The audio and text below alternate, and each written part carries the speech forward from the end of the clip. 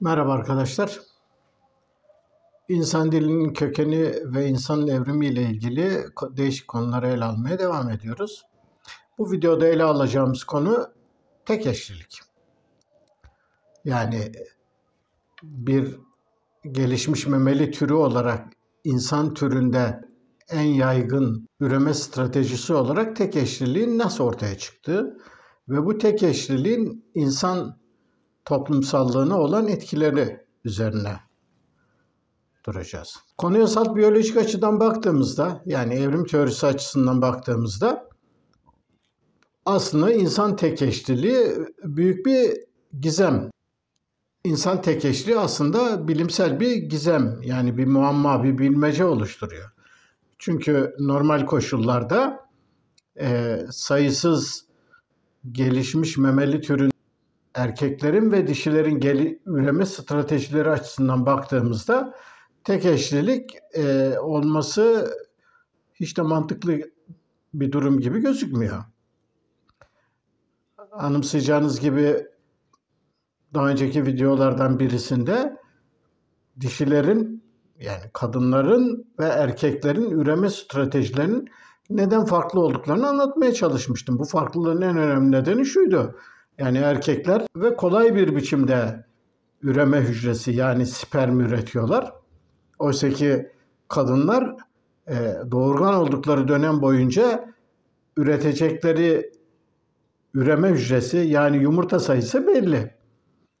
200, 300, bilemediniz 400, daha fazlası değil. Daha fazlasını üretemiyor. Bir kadının bir üreme hücresini üretmesi yaklaşık 1 ayını alıyor. Ve 1 ay sonra sil baştan yapmak zorunda. Adet kanamasıyla üremeye hazır hale getirdiği yumurtayı rahminden söküp atıyor. Daha sonra yeni bir tanesini yapıyor falan. Daha önce bu konuyu ayrıntılarıyla tartışmıştık. Şimdi durum böyleyken kadınların dişilerin niteliğe önem verdiklerini, değerli ve üretilmesi zahmetli üreme hücrelerini her önüne gelen erkeğe açıkça sunmayacaklarını, bu açıdan seçici davranacaklarını söylemiştik. Erkekler ise tam tersine, erkekler olabildiğince çok dişiye spermlerini aktararak kendi üreme başarılarını artırmaya çalışıyorlar. Nitekim doğada gördüğümüz olay tamamen budur. Yani gelişmiş memelilerde, kuşlarda ya da işte diğer hayvanlarda gördüğümüz erkeklerin kızışma dönemlerine girdiğini anladıkları dişilere bir an önce ulaşmak, bir an önce ve çok sayıda dişiye ulaşmak, bunun için ellerinden geleni yapıyorlar. Yani ellerinden gelen derken diğer erkeklerle acımasızca rekabete giriyorlar. Diğer erkekleri gerekirse ölümüne, kavgalara girerek, onları yenerek, uzaklaştırarak dişilerle çiftleşme garantisini kendileri sağlamaya çalışıyorlar. Şimdi genel olarak bütün erkekler bu şekilde değil, gelişmiş memelilerdeki bütün erkekler bu şekilde davrandıklarına göre primatlarda da bu durumu görüyoruz. Yani gorillerde, orangutanlarda, şempanzelerde durum farklı değil. Onlarda da erkekler olabildiğince çok dişiyle birleşmek istiyorlar. Olabildiğince çok dişiyle birleşmeye de farklı stratejiler uygulanabiliyor. Çünkü bu farklı stratejiler yaşanılan ortama, yaşanılan ortamdaki besin kaynaklarına, bunlara ulaşma olanaklarına, bunlara yönelik rakiplerin durumlarına falan bağlı olarak, artı dişilerin tercihlerine, dişilerin kızışma dönemlerine ya da kızışma dönemlerinin döngülerine bağlı olarak değişiyor. Hatırlayacağınız gibi goriller dişilerden harem oluşturuyorlardı, erkek goriller. Harem oluşturmak için de büyük mücadeleler veriyorlar ve bu mücadeleler sonucunda üstün çıktıkları zaman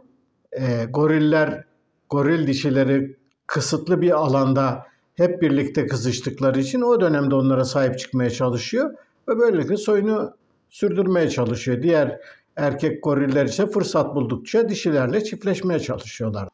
Şempanzelerde ise durum farklıydı. Şempanzelerde dişilerin kızışma dönemleri farklı olduğu için yıl içerisinde sürekli olarak dişileri kontrol altına alamayacakları için erkekler birbirleriyle amansızca mücadele etmekten çok, ki bunu da yapıyorlar tabii, şempanze her zaman başa geçmek için diğerleriyle birlikte mücadele ediyor ama esas üreme stratejisini testislerini büyüterek çok sayıda dişiyle hızlı biçimde çiftleşmeye yapıyor. Şimdi durum böyle olduğunda buna baktığımızda insanlarda insanın evriminin başlangıcından itibaren tek eşliliğin ortaya çıkmış olması ilginç bir durum. Yani ilginç ve açıklanmaya muhtaç bir durum. Tabii bu tek eşlilik derken yani bugün bizim bildiğimiz, çevremizde gördüğümüz anlamda yasalarla da güvence altına alınmış tek eşli evlilik gibi bir durum düşünmeyelim. Yani hayvanlar arasında bildiğimiz anlamda, yani hiçbir başka ilişkiye izin vermeyecek bir biçimde bir tek eşlilik hemen hemen yok. Böyle bir şey söz konusu değil. Olması da doğal koşullarda son derece zor. İnsan türleri arasında tek eşliliğin buna rağmen gelişmiş olması gerçekten bir bilmece ve muamma oluşturuyor. Neden böyle bir insan türünde böyle bir durum ortaya çıktı? Şimdi tek eşlilik bilimsel adımı antropolojide monogami deniyor. Mono biliyorsunuz daha önceki işte Yunanca'da mono eş, aynı demek. Gami de evlilik, evlenme anlamına geliyor. Dolayısıyla monogami birebir tek eşlilik. Şimdi monogami aslında iki yetişkin hayvan arasında, yani bir dişi bir erkek bir arada olmak biçimi monogaminin, yani tek eşliliğin anlamı bu. Hayvanlar arasında tek eşlilik çok değişik biçimlerde görülebiliyor. En yaygın örneklerden birisi örneğin sosyal tek eşlilik. Sosyal tek eşlilikte iki birey, bir dişi bir erkek, sağlıklı ve uzun ömürlü yavrular yetiştirmek için bir araya geliyorlar ve çocuklara birlikte bakıyorlar. Çocuklara birlikte bakma durumu bu sosyal tek eşlilikte eşlerin birbirlerine cinsel sadakatlerini zorunlu kılmıyor. Çünkü birlikte yavrular büyütüp bakmakla birlikte erkek ya da dişi başkalarıyla da cinsel ilişkide bulunabiliyor. Buna sosyal tek eşlilik diyoruz.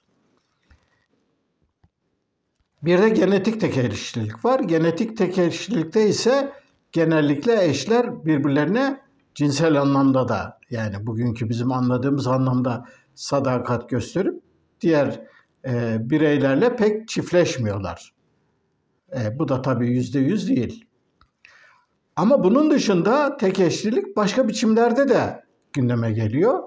Yani bu biçimlerde hayvan türlerinin yaşadıkları koşullara, kaynaklarla ilişkilerine, içinde bulundukları çevredeki düşmanların ya da avcıların saldırı durumlarına göre bununla ilişkin çok sayıda biçim var. Şimdi tek eşlilik aslında üreme stratejisi olarak hayvanlar arasında görülen yaygın bir biçim değil. Yani hayvanların çoğunda, yani erkekler, örneğin biraz önce gorillerden söz ettim, şempanzelerden ya da başka hayvanlara bakabiliriz. Kurtlarda, sırtlanlarda, arslanlarda, bir sürü hayvanda aslında öyle kalıcı birlikte olma ve tek eşli evlilik durumu yok. Örneğin diyelim aslanlarda bir aslan sürünün başına geçtiğinde sürüdeki bütün dişilerle çiftleşme tekelini elinde tutmaya çalışıyor. Diğer erkekleri kovuyor, kaçırtıyor, diğer erkekler gelemiyor ve sürüdeki dişilerle o çiftleşiyor. Ama tabii bunun da orman koşullarında ya da yaşadıkları koşullarda bunun da bir garantisi yok. Dolayısıyla Bu konularla ilgili çok eşlilik aslında bir bireyin ister dişi olsun ister erkek olsun birden fazla kişiyle bir arada olması ya da cinsel birlikteliği anlamına geliyor. Şimdi çok eşlilik hayvanlar arasında çok yaygın bir durum. Yani çok eşliliğin de kendine göre çok biçimleri var. Yani örneğin insan topluluklarından örnekler verdiğimizde en yaygın biçim olarak işte polijini diyoruz. Poli Yunanca çok demek. Jini dişi demek. Yani dişi yani eş, karı demek. Dolayısıyla polijini çok karlılık demek. Yani sayısız insan toplumunda çok karlılık geçmişten bu yana, bugün de örneğin dünyanın birçok ülkesinde polijini yani çok karlılık çok yaygın bir durum. Bazı toplumlarda poliandri var. Poliandri adı üstünde poli çok, andri andros'tan geliyor. Erkek, adam. Dolayısıyla poliandri çok kocalılık. Yani bazı toplumlarda kadınlar birden fazla kocası oluyor ve onlarla birlikte oluyor. Günümüzde böyle örnekler de var. Yakın dönemde örneğin sayıları çok daha fazlaydı. Örneğin Amerikan yerliler arasında benim bildiğim örneğin Pueblo'larda falan çok yaygın bir durumdu. Okyanusya'da ve birçok bugün Hindistan'ın değişik bölgelerinde Doğu Asya'daki bazı toplumlarda poliandri özellikleri hala süren toplumlar var. Ayrıyeten zaman zaman başka çok eşli evlilik biçimleri de var. Bazı toplumlarda geçmişte belli yaş grubundaki insanlar birbirleriyle cinsel ilişkilerde bulunabiliyorlar. Aynı yaş kuşağındakiler birbirlerinin eşleri olabiliyorlar. Burada kadınlar ve erkekler için buna da kuşaklar arası evlilik ya da birliktelik deniyor. Çok eşliliğin tarihsel süreçte toplumlarda çok değişik biçimleri var. Yani bunların ayrıntılarına girdiğimizde işin içinden zaten çıkamayız. Ama birkaç tanesinden örnek vereyim. Örneğin Leviratus diye bir olay var. Leviratus'un aslı şu, yani bir erkek öldüğünde karısı, geride kalan dul eşi ne babası ya da erkek kardeşleri, yani ölenin babası ya da erkek kardeşleri onunla evleniyorlar. Bu genellikle aslında endogami olan, yani dışarıdan evliliğe pek sıcak bakmayan topluluklarda olan bir durum. Böylelikle kadının, çocukların ve edinilen malların klanın, kabilenin içerisinde kalması sağlanmış oluyor. Bu durum örneğin geçmiş Yahudilerde oldukça yaygın bir durum. Hatta Yahudilerde bunun değişik biçimleri de var. Bunlardan birisi sororate denilen bir durum. Yani çocuksuz birisi bir erkek öldüğü zaman dul eşi ölenin kardeşleriyle belli bir anlaşma, sözleşme içerisine giriyorlar falan. Bir sürü ayrıntılar var yani. Leviratus'un değişik örnekleri Orta Asya toplumlarında da yaygın. Türklerde de vardır bu. Türklerde ve Moğollarda da vardır. Yani bir kardeş öldüğü zaman diğer kardeşler onun dul eşine evlenirler. Bu aslında biraz önce de söylediğim gibi ölenin çocuklarını ve eşini korumak için alınmış bir örnek. Ama bu çok eşlilik biçimleri dünyanın değişik toplumlarında çok değişik biçimlerde var.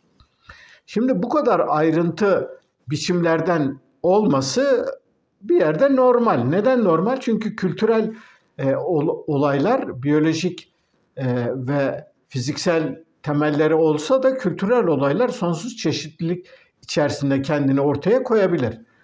Yani bunun örneğin en basit örneklerini daha önce de zaman zaman söz etmiştim. Diyelim yemek yeme kültürünü alalım. Yemek yeme temel bir faaliyet, gerekli bir faaliyet. Ama toplumdan topluma yemek yemenin ritüelleri, biçimleri, tabu olan yiyecekler, tabunun sınırları, farklı yemeklerin nasıl yenileceğine ilişkin bir sürü ayrıntılar var. Bu ayrıntılar toplumdan topluma çok değişebiliyor. Ya da giyim kuşam örneğini vermiştim daha önce hatırlarsanız. Giyim kuşam da çok temel bir özellik. Fakat çok temel olmasına rağmen farklı toplumlar arasında farklı biçimlerde gündeme gelebilen bir özellik. Dolayısıyla bütün bunlara rağmen bütün bu sonsuz sayıdaki çeşitliliği ve tarihsel, evrimsel süreçteki bunların aldığı karmaşık biçimleri düşündüğümüzde şimdi benim burada anlatmaya çalıştığım tek eşliliği şimdiye kadar gelmiş geçmiş insan türlerinin ve bunların atalarının hepsinde görülen kalıcı, değişmez bir yasa gibi düşünmemek gerekir.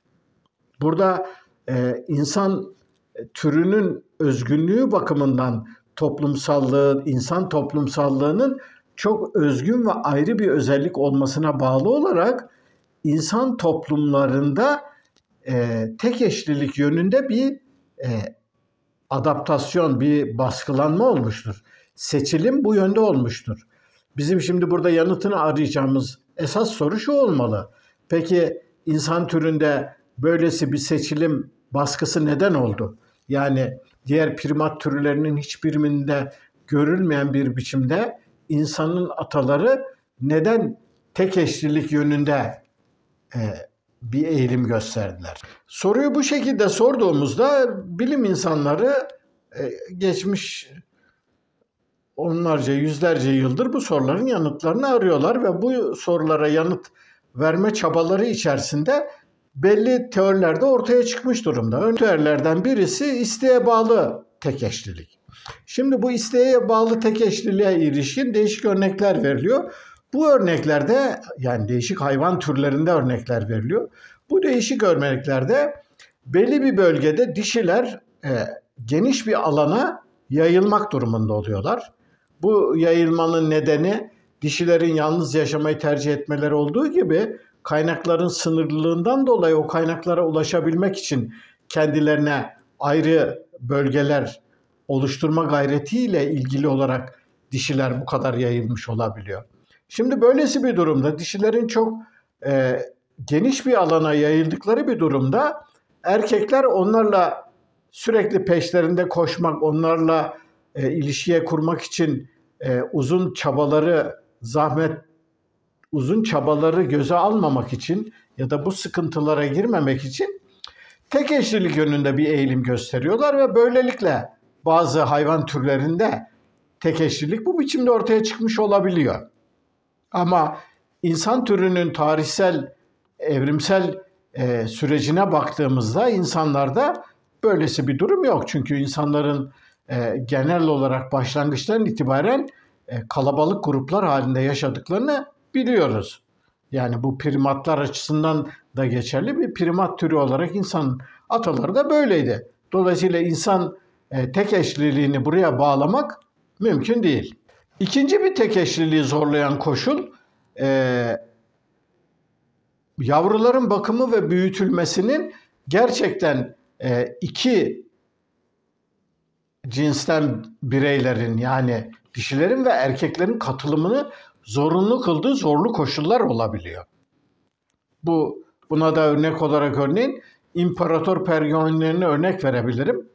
İmparator penguenleri biliyorsunuz Güney Kutbu'nun çok soğuk, zorlu koşullarında yaşayan hayvanlar ve o dondurucu kutup koşullarında yavrunun yumurtaların çıkarılması, o yumurtaların donmaktan korunması için sürekli üzerinde oturulması, aylar süren bu süre içerisinde çiftlerin karınlarını doyurmak için nöbetleşe olarak yapmaları yani kutup koşullarında imparator penguenlerinin tek eşli olmaları aslında onlara dayatılan bir zorunluluk gibi bir durum. Ama bu zorunluluğa rağmen bunların tek eşlilikleri bizim bildiğimiz anlamda ömür boyu süren ve kesinlikle cinsel sadakati içeren bir tek eşlilik değil. Ama bu koşullar diyelim insan tek eşliliğinin ortaya çıkmasında da elbette söz konusu değil. İnsanlarda böyle bir durum da yok. Tek eşli açıklamaya yönelik çabalardan birisi de bazı araştırmacıların ortaya koydukları gibi infansitite, yani yavru katli, bebeklerin öldürülmesine yönelik girişimler. Çünkü infansititenin, yani bebek katlinin, yavru katlinin birçok hayvan türünde görüldüğünden daha önce söz etmiştim. Dolayısıyla bu tür türlerde dişilerin kendi yavrularını korumak için tek eşliliği kabul edecek erkeklerle birlikte olmak istedikleri ve bunu kabul eden ya da bu yönde eğilim gösteren erkeklerle birlikte tek eşliliğin ortaya çıktığı söyleniyor. Ama bu teori ve bunun ortaya koyduğu açıklama insan türü için bu da geçerli değil. Dolayısıyla insan tek eşliliğinin kökenlerini ve nedenlerini başka yerlerde aramalıyız. Aslında bu nedenleri ve kökenleri başka yerde arama çabasına girmeden önce insan tek eşliliğinin diğer hayvan türlerindeki tek eşliliklerden çok temel bir farkının olduğunu da teslim etmemiz gerekiyor. Nedir o farklılık? Aslında tarihsel süreçte insanlık ilk atalarından itibaren gruplar halinde yaşamak zorundaydı. Çünkü insanlığı var eden koşullar insanların ağaçlardan indikten, iki ayak üzerine kalktıktan sonra belli gruplar halinde ancak dolaşarak bir arada bulunduklarını, çevrelerinde bulunan büyük yırtıcılara karşı yalnızca bir araya gelerek, birlikte davranarak bir savunma strateji geliştirdiklerini biz bugün biliyoruz. Nitekim bunun örneklerini bugün günümüz primatlarıyla ilgili yapılan çalışmalarda ve onlara ilişkin değişik videolarda falan görmemiz çok kolay. Yani örneğin sanırım 3-4 video önce söz etmiştim. Babunların örneğin leoparlara karşı mücadelelerinden söz etmiştim. Tek başına 1, 2, 3 babunun bir leoparla başa çıkması mümkün değil, olanaksız. Ama onlarca babun ellerinde sopalar, taşlarla bir leopara saldırdıklarında leoparı kolaylıkla bertaraf edebiliyorlar. Dolayısıyla insan toplumsallığının kökenlerini primatlar arasındaki bu dayanışma güdülerinde ve bu dayanışma içgüdülerinde aramak yanlış olmasa gerek. Dolayısıyla burada insanların başlangıçtan itibaren güçlü bir toplumsallık eğilimi gösterdiklerini kabul etmemiz gerekiyor. Peki bu güçlü toplumsallık eğilimi insana özgü bir şey mi? Değil.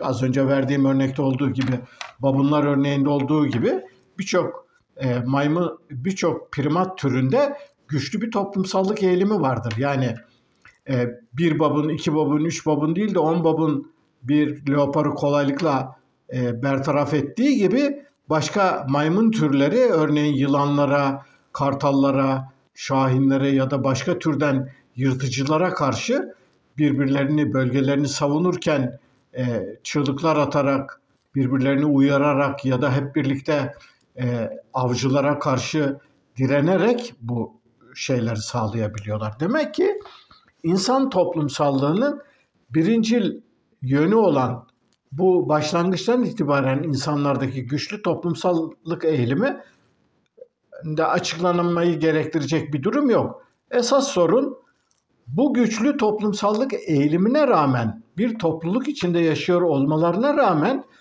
insan türünde sosyal tek eşliliğin aslında genetik tek eşlilik yönünde evrilmesi, yani ikisinin bir araya gelerek kaynaştıkları ilginç bir tek eşliliğin ortaya çıkmış olması geliyor. Yani bir yanda topluluk içerisinde yaşıyorlar, fakat bu topluluk içerisinde yaşamaya rağmen tek eşlilik biçiminde bir eğilim gösteriyor erkekler ve dişiler. Şimdi insan toplumsallığını benzersiz kılan özellik bu. Yani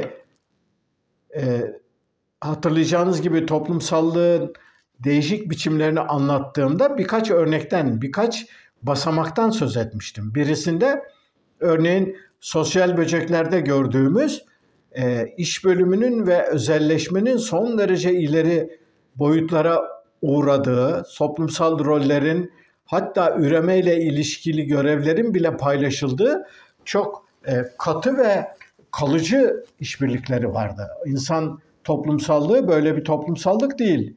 İnsan toplumsallığında her birey gerçekten kendisi bir bütünün içerisinde bağımsız bir birey olarak yer alabiliyorlar. Yani insanlarda bireylik olgusu sosyal böceklerde olduğu gibi tümüyle silinmiş değil. Oysa ki sosyal böceklerde birey olgusu yok. Bireyler tamamen içinde bulundukları toplumsallığın kendilerine dayattığı rolleri birebir uygulayan otomatlar konumundalar. İkinci bir toplumsallık biçimi olarak örneğin balıklarda ve kuşlarda görülen sürü davranışlarından söz etmiştim. Burada da çok yoğun ve sayısı abartılı sayılara ulaşabilen bireyler bir araya gelerek bir bütün oluşturuyorlar. Fakat burada da bunun dışında bu atomik bireyler birbirleriyle hiçbir ilişkileri yok. Yani birbirleriyle ilişkileri kuşkusuz o bütünün parçası oldukları sürece var. Fakat birbirleriyle ilgilenme, birbirleriyle alışveriş, iletişim hiç böyle bir dertleri yok. Yalnızca bir araya geldiklerinde birlikten güç doğar felsefesiyle bir takım işleri yapıyorlar. Ama insanlarda böyle değil. İnsanlar bir topluluk oluşturmalarına rağmen bu topluluktaki bireyler bağımsız özneler olarak bir kişilikleri, bir bütünlükleri, yerleri var ve bu sosyal yere göre birbirleriyle ilişki kuruyorlar ve onların kurdukları ilişkilerin bütününde toplumsal bütün ortaya çıkıyor. Bu açıdan insan toplumsallığı ve buna bağlı olarak insan tekeşliliği farklı bir özellik. Dolayısıyla geçmişte benzer örneklerini fazla görmesek de insan örneğindeki, insandaki bu toplumsallığın bu biçimiyle gelişmiş olması diğer memeli türler ve hayvan türlerinde görmediğimiz bir özellik. Yani bir toplumsallık var. Topluluklar dönemden döneme koşullara göre bu topluluğun gücü, sayısı, kapsamı değişebiliyor. Örneğin yaklaşık olarak yapılan bazı antropolojik çalışma, antropolojik, genetik ve psikolojik çalışmalar yaklaşık olarak insanın tarihsel atalarının 150 en fazla 150 bireyden oluşabileceğini, daha küçük bireyler halinde de oluşabileceğini gösteriyor.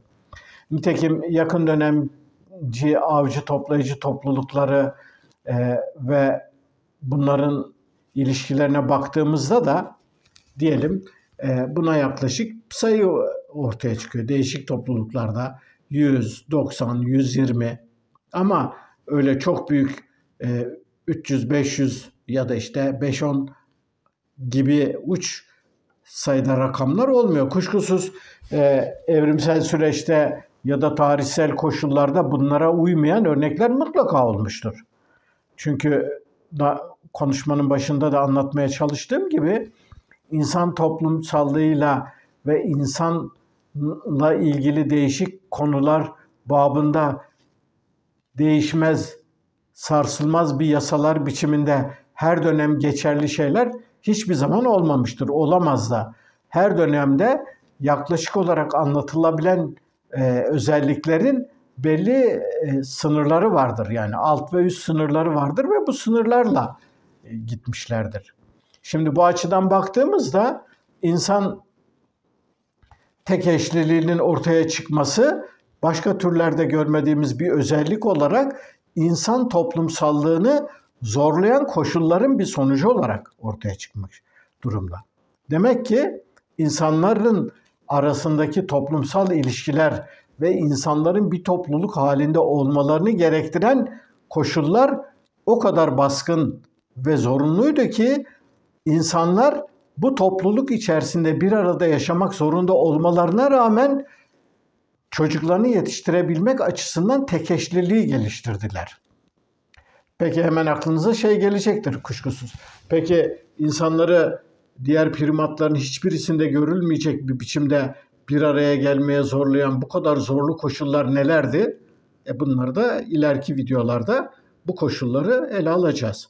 Ama şimdilik tek eşliliğin ortaya çıkmasını ve tek eşliliğin insanın evrimindeki sosyallik, toplumsallığın geliştirilmesi açısından oynadığı rolü burada anlatmaya çalışıyorum.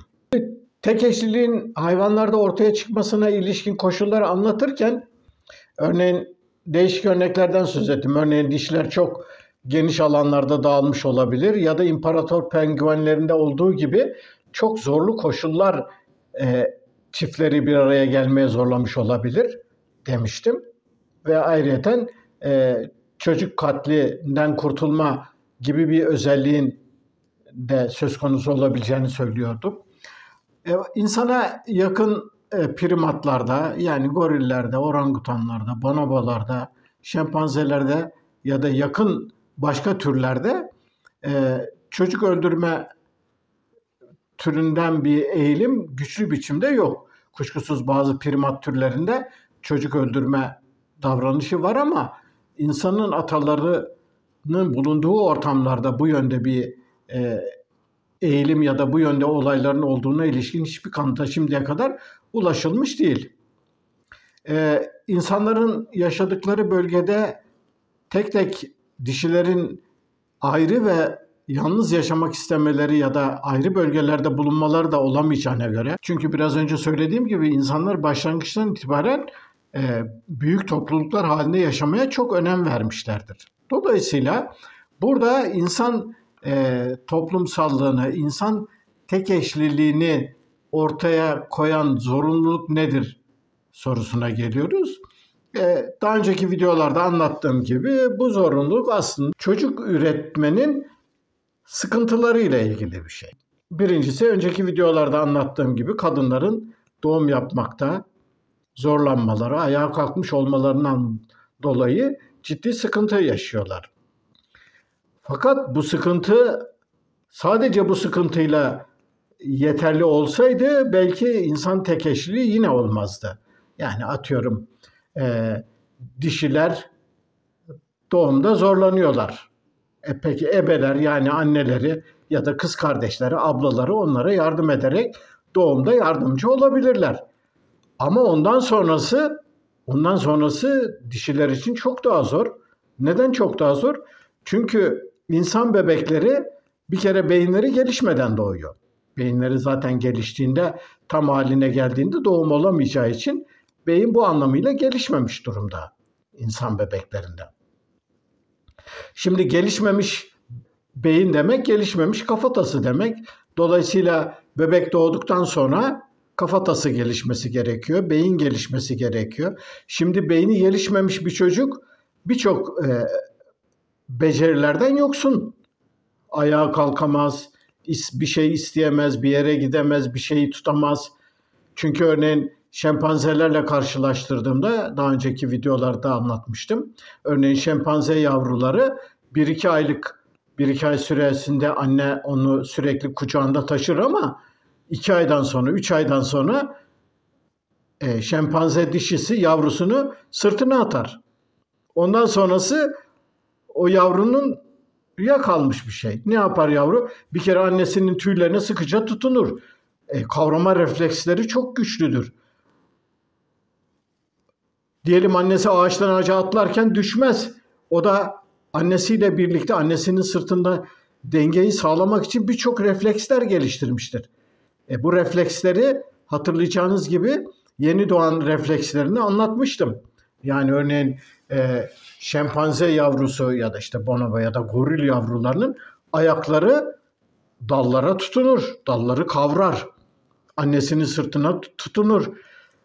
Bir yerden bir yere atlarken, uçarken o dengeyi sağlamak için nasıl davranacağını bilir. Buna örnek olarak Moro refleksinden söz etmiştim. çocuğun ayaklarına kavrama özelliklerinin Babinski refleksi olduğunu, çocukların Palmar refleksi denilen bir refleks sayesinde bir şeyleri hızlı ve güçlü bir şekilde kavrama yeteneklerinin yeni doğan bebeklerde olduğunu ama bunun da gittiğini, yani yeni doğan bebeklerdeki reflekslerin çoğu aslında primatlarda bulunan, dolayısıyla bizim atalarımızda da mutlaka bulunan ama zaman içerisinde insanlarda uzun bakımın gerekliliklerini insan türü yerine getirebildiği için zamanla körelen özellikler. Şimdi annelerin yanı sıra anneannelerin, yani ebelerin ortaya çıktığından söz etmiştim. Şimdi ebeler var, artı topluluk bilinci ve topluluk dayanışması son derece gelişkin olduğu için annelerin ve anneannelerin dışında ablalar ve kız kardeşler de çocuk bakımında etkin rol oluyor. En önemlisi de baba denilen bir figür, yani erkek bir primat çocuğun bakımıyla, korunmasıyla ve onun geliştirilmesiyle çok yakından ilgileniyor. Şimdi bu durum aslında diğer primat türlerinin hiçbirinde görülmeyen bir durum. Ve insan bebeklerinin yaklaşık 15-16 yılı bulan yetiştirilme ve bağımsız hale gelme dönemlerinin uzunluğu göz önüne alındığında bu kadar uzun bir süre çocuklara yatırım yapabilmek tek başına dişilerin altından kalkabileceği bir iş değil.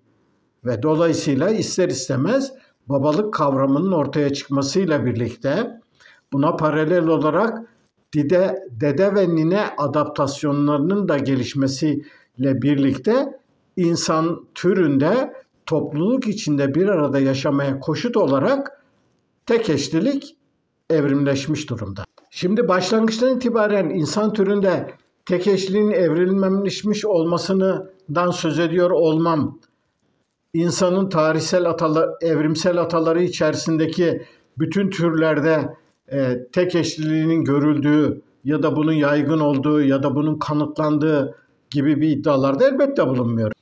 Ama genetik bilimindeki son derece ileri tekniklerin gelişmesi, buluntuların, fosil kaynakların bulunmasıyla birlikte ilgili yapılan araştırmalarla birlikte o kadar akla hayale gelmedik teknikler ve şeyler geliştirilmiş durumda ki hiç sizin aklınızın ucundan geçmeyecek bir takım özelliklerden yola çıkarak bir takım farklı özelliklerin nasıl geliştiği ne ilişkin çok çarpıcı çalışmalar yapılabiliyor. Örneğin bunlardan bir tanesinden söz edeyim. Geçenlerde bir araştırmada okumuştum. Erkeklerde bulunan hormonlardan ve bir takım hormonların konumlarından hareketle hangi insanın ata türlerinden hangisinde üreme davranışlarının tek eşlilik yönünde evrildiğine ve buna bağlı olarak bir takım biyolojik özelliklerin nasıl tespit edildiğine ilişkin ayrıntılı açıklamalar vardı. Örneğin bunlardan birisi parmak uzunlukları ile ilgili bir ayrıntıydı. Yani bilim adamları yaptıkları çalışmalarda değişik insanın atalarına ilgili bulunan ata türlerdeki parmak uzunluklarından hareketle bu parmak uzunluklarına neden olabilen genlerin aynı zamanda cinsel üreme faaliyetiyle ilgili bir takım hormonlar ve üzerindeki etkilerini de birleştiren bir çalışmaydı. Yani kısaca şunu anlatmaya çalışıyorum. Bulunan bir insanın atalarından herhangi bir fosilin parmak uzunluğundan hareketle o fosilin üreme davranışında ve testislerinin durumuna kadar bir takım ayrıntılara ulaşmak mümkün olabiliyor. Yani buradan hareketle şunu anlatmaya çalışıyorum. Bugünkü bilim alanlarındaki yapılan çok kapsamlı ve ayrıntılı çalışmalar insanın primat insanın ilk ata türlerinin başlangıçtan itibaren, yani bu başlangıç insanın evrimleşmesi, yani ayağa kalkması. İnsanın ayağa kalkmasıyla birlikte insan topluluklarının ata türlerinde tek eşlilik yönünde güçlü bir eğilim olduğunu, bu geçmiş ata türlerde tek eşliliğin yaygın bir biçimde değişik türlerde görüldüğü ortaya çıkıyor. Peki bu insanın ilk ata türlerinde çok eşlilik yok muydu? Ya da karışık bugün şempanzelerde görülen ya da maymunlarda görülen türde cinsel ilişkiler, birliktelikler yok muydu? Kuşkusuz vardı. Daha önce de söylediğim gibi bu konularla ilgili olarak kesin sınırlar ya da herhangi bir değişmez yasalardan söz etmek elbette mümkün değil. Yani insanlığın tarihsel süreci içerisinde diyelim işte egzogamik ve endogamik topluluklar, yani içten evlenmeli ve dıştan evlenmeli topluluklar vardır. Ama bazı topluluklarda insanlığın geçmişinde örneğin ensest ilişkilere izin veren ve bu konuda hiçbir sınırlama yapmayan topluluklar da olmuştur. Yani aile içerisinde cinsel birleşmeler ve soyun bu şekliyle devamı yönünde bir tercih olmuştur. Ama ne olmuştur bu toplumlar? Bu toplumlar kısa sürede, yani 3 kuşak, 5 kuşak, bilemediğimiz 10 kuşak içerisinde sonsuz bir çıkmazın içerisine girerek genetik çeşitliliğin azalmasına bağlı olarak yozlaşmış ve tükenmişlerdir. Soyları tükenmiştir. Yani bugün örneğin sayısız insan topluluğu arasında ensest ilişkiler genellikle yasaktır. Peki geçmiş diyelim 3 milyon, 4 milyon yıl önceki insanın ata türlerini düşünün. Bu türlerde de ensest yasaktı. Peki ensesti yasak kılan bir devlet, bir kurum, bir güç, bir otorite var mıydı? Yok. Peki nasıl oluyordu bu? Bu belli adaptasyonlarla oluyordu. Daha önce örneklerini vermiştim. Örneğin diyelim cinsel olarak yakın akrabalarla cinsel birleşmeyi istemezsin. Sana itici gelir. Çünkü evrimsel süreçte enseste eğilimli olanların soyları tükendiği için ensestten uzaklaşma eğiliminde olanların üreme başarıları artmıştır. Dolayısıyla kendi soyundan olan erkeklere ya da dişilere çekicilik hissetmeyen kişiler böylelikle ensesti bir tabu olarak pratiklerini uygulamaya geçirmişlerdir. Ama onlar ensest uyguladık falan diye bir düşünceleri kuşkusuz yoktu. Ama onlar sadece kendi kardeşleriyle, kendi çok yakın akrabalarıyla çiftleşmiyorlar. Çünkü onlar ona çekici gelmiyor. İtici geliyor. İtici geldiği için ne yapıyor? Bu sefer başka dış gruptan olanlara yöneliyor. Çünkü onlar daha çekici, daha cazip ve daha sağlıklı geliyor. Yani evrimin değişik mekanizmalarının ortaya çıkması, adaptasyonların ortaya çıkmaları bu biçimde oluyor. Yoksa laf arasında belli özelliklerden söz ederken işte seçilim baskısı şu yönde olmuştur ya da şu yönde bir seçilim baskısı olmuştur. Şimdi bu seçilim baskısı olmuştur derken aslında bunları kastediyorum. Yani bu seçilim baskılarının ve adaptasyonların oluşmasıyla ilgili örnekler budur. Hatırlayacağınız gibi geçmişte örneklerini vermiş. Örneğin kadınlara erkeklerin terli gömlekleri koklatıldığında kadınlar kendilerine genetik olarak en uzak erkeklerin kokularını çok daha çekici ve cazip bulmuşlardı. Ve onlarla diyelim birleşme yönünde yapmışlardı. Ama kendi birinci dereceden yakın akrabalarının kokuları ve şeyleri onlara itici gelmişti. Şimdi bunlar işte evrimsel süreçte milyonlarca yılda gelişen adaptasyonlar, böylesi adaptasyonlar. Şimdi bu adaptasyonların aynıları kadın erkek birlikteliğinde tek eşli evlilik söz konusu olduğunda kadınların belli erkekleri tercih etmelerinde, erkeklerin de belli kadınları tercih etmeleri yönünde bu biçimde çok sayıda adaptasyondan geçtiler. Ama biz burada biyolojiyle ilgili bir videolar dizisi çekmediğimiz için bu tür adaptasyonların ayrıntılarına, bunların hangi koşullarda ve neden ortaya çıktıklarına ilişkin tartışmalar ya da değişik teorilerin ele alınmasına burada girmeyeceğim. Buna gerek yok. Çünkü biz burada önemli olan insan dilinin ortaya çıkması açısından insan evriminin ipuçlarını kavramaya çalışıyoruz. Sonuç olarak bu videoda insan toplumsallığında özgün ve ayırt edici bir özellik olarak toplumsallık içerisinde tek eşliliğin neden ortaya çıktığını ve nasıl tutunduğunu ve insan toplumsallığına ne bakımdan katkıda bulunduğunu anlatmaya çalıştım. Bir sonraki videoda insan toplumsallığını geliştiren özellikleri ele almaya devam edeceğiz. Beni dinlediğiniz için teşekkür ederim. Bir sonraki videoda buluşmak üzere. Hoşça kalın.